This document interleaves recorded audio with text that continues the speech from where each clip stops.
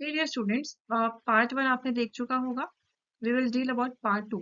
देखिए, जो आपका एग्जाम है PNSC 2024, it will be NCERT based. ये चीज आप याद रखना कि पेपर आपका एनसीईआरटी बेस्ड ही आएगा।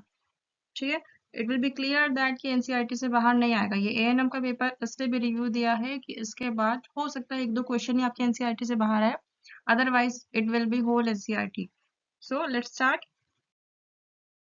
देखिए, अल्कोहल, फिनॉल एंड ईथर आपका ऑर्गेनिक पार्ट है। ऑर्गेनिक पार्ट में कम से कम आपको अल्कोहल, फिनॉल, इनके जो डिफरेंट नेम्स है ये जरूर देख लेना। वो डायरेक्ट पूछ सकता है कि डिफरेंट नेम बताओ, फिनॉल का दूसरा नाम बताओ, ईथर का दूसरा नाम बताओ।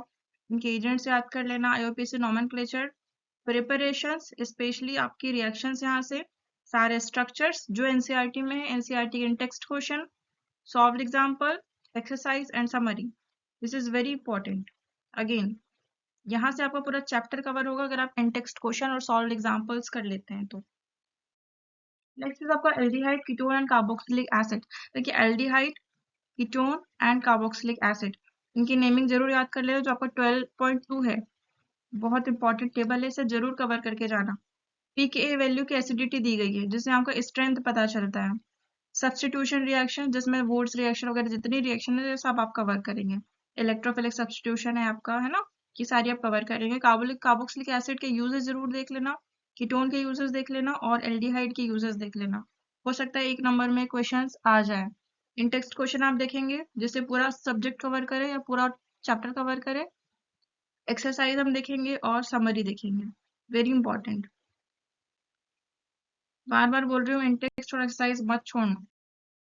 Next is hello alkane and hello Erin. Hello Erin में हम देखेंगे सारे नेमिंग।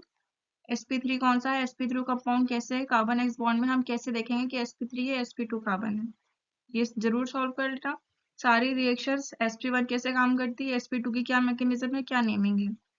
सारे रिएजेंट्स हम देखेंगे, ग्रिग्नार्ड रिएजेंट्स वेरी इंपॉर्टेंट, यहाँ से क्वेश्चन बनेगा। कौन से कैटलिस्ट यूज हो रहे हैं, कैटलिस्ट से डायरेक्ट क्वेश्चन आएंगे। कैटलिस्ट, रिएजेंट्स, सॉल्युबिलिटी, कौन कितना सॉल्युबल है और कौन कितना ज्यादा सॉल्युबल है। पॉलीहेलोजन कंपाउंड्स दिए हुए हैं लास्ट में, जिसमें 6-7 टॉपिक्स है लास्ट पेज में। ये जरूर कवर करके जाना क्योंकि थ्योरी क्वेश्चन यहाँ से बन सकता है, थ्योरी पार्ट। फ्रूट्स वगैरह जो है ना, प्रियॉन्स वगैरह जो दिया हुआ है यहाँ पे, ये जरूर एक बार देख लेना। इन टेक्स्ट एंड सॉल्व एक्सरसाइज आप देखेंगे और समरी देखेंगे, वेरी इंपॉर्टेंट। ठीक, नेक्स्ट आप देखेंगे amines, 13.1 table, very important. Preparation आप देखेंगे अमाइंस की, basic strength of ethyl and methyl amine, diazonium salt, very important. Coupling reactions क्या होती है, बहुत इंपॉर्टेंट है। एग्जाम्पल्स, इन टेक्स्ट क्वेश्चन और समरी, या देखेंगे। Next is your biomolecules. Biomolecules में जितना है ना सब देख लेना। कहूँ तो चैप्टर बहुत इंपॉर्टेंट है, पूरा रटा रुटाया है, तो बस नोट्स होंगे, बिल्कुल रट लो हर चीज को। कार्बोहाइड्रेट से क्लासिफिकेशन देखो, विटामिन से क्लासिफिकेशन, एग्जाम्पल्स वेरी इंपॉर्टेंट।